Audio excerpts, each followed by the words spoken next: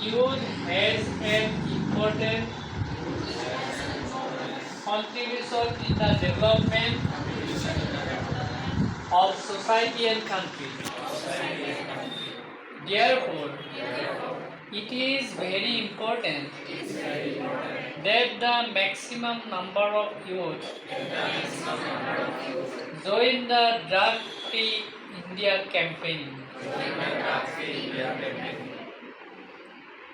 Accepting this challenge of the country, today we unite under the Nisa Mukti Bharat Abhijan and take a place that not only the community, family, friends, but also ourselves will be drug free, because challenge should start with ourselves.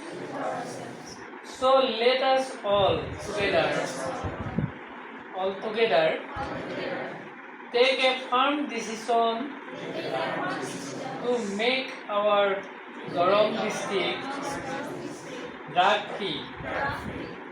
I pledge that I will do everything possible to best my ability to make my country drug free. Join Hind.